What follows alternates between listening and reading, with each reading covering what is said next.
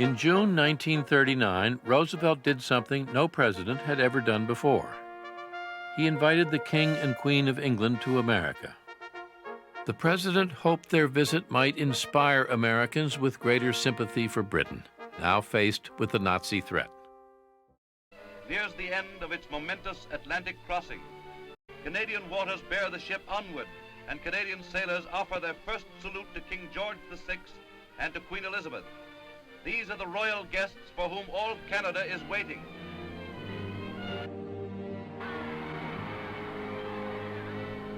Niagara Falls. Today the roar of the mighty cataract is echoed in the roar of crowds. Of thunderous sound, Canada waves a temporary farewell to her guests. For across the border, her neighbors to the south are eagerly awaiting to greet them.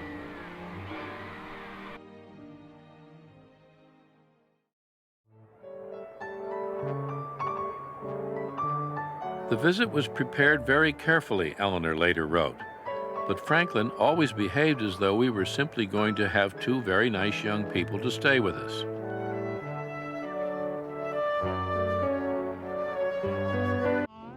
Half of his cabinet had been against the visit. The country, they said, was in no position to take sides in another European war.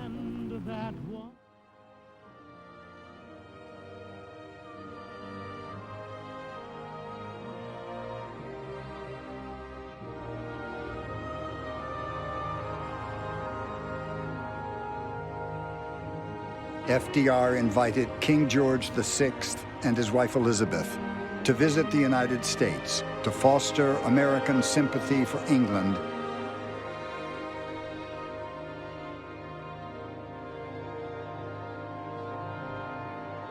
Never before has a United States president and a British king stood side by side on American soil, and the importance of the moment leaves the spectators hushed. The idea of the King and Queen of England coming to America, there'd never been such a thing happen before. If it had been George III, couldn't have been more of a surprise. It was Fairyland. Constitution Avenue in Washington, scene of outstanding military parades, takes on an international aspect on this hot June day, for the Union Jack and the Stars and Stripes fly side by side.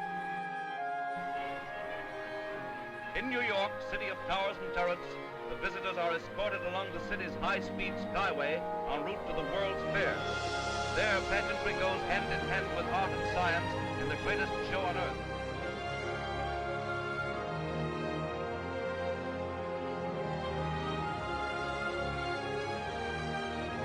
History is in the making as the British monarchs visit Washington, capital of the United States. The curtain goes up on a drama of international affairs, as their majesties are presented to President Franklin D. Roosevelt and Mrs. Roosevelt.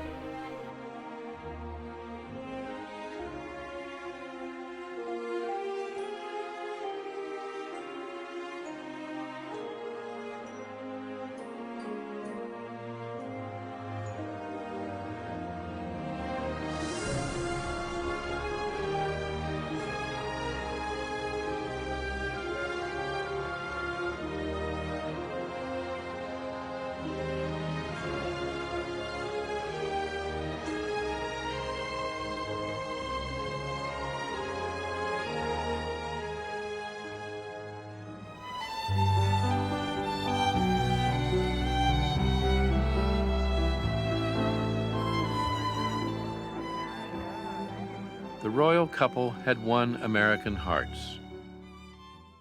The president born to wealth and privilege was in his element. The president and Mrs. Roosevelt asked them to spend a day in Hyde Park.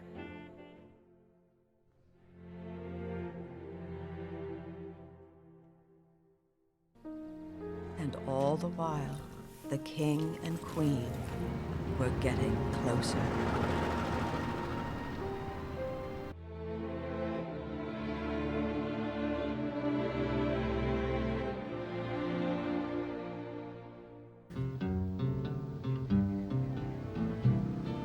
I don't want to set the world on fire. I just want to start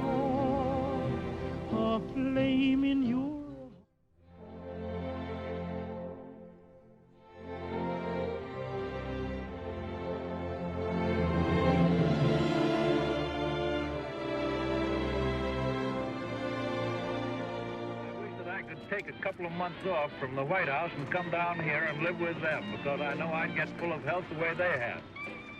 The only difference is that they put on an average of about 12 pounds apiece since they got here, and I'm trying to take off 12 pounds.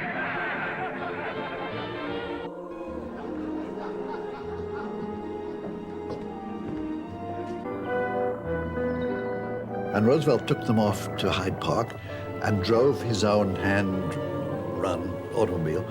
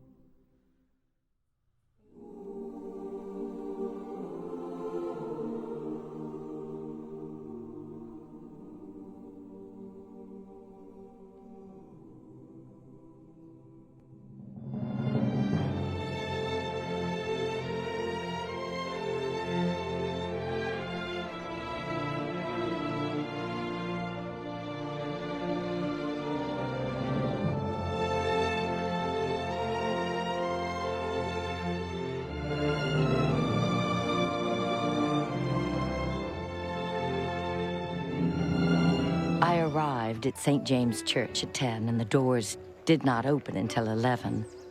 The King and Queen walked out together, smiling from side to side, followed by the Roosevelt ladies and FDR, stumping along, as he put it, as fast as he could.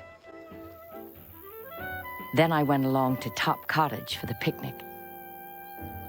One dish of hot dogs was served on the porch. It is said that the King asked for a second one. After lunch, there was an interesting Indian program organized by Mrs. Roosevelt, by a man and a woman in lovely full-dress Indian clothes. His mother thought this was a dreadful way to entertain such distinguished people, but actually they had a marvelous time. A little long, perhaps.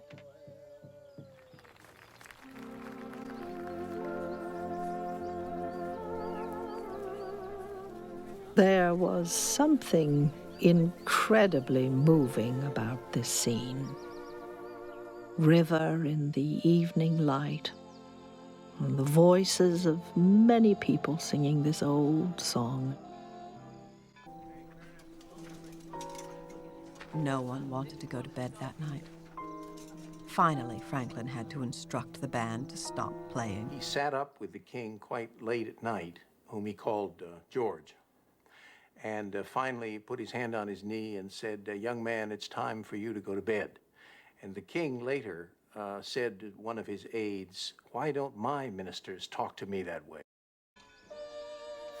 The train slowly pulling out with the young couple waving goodbye.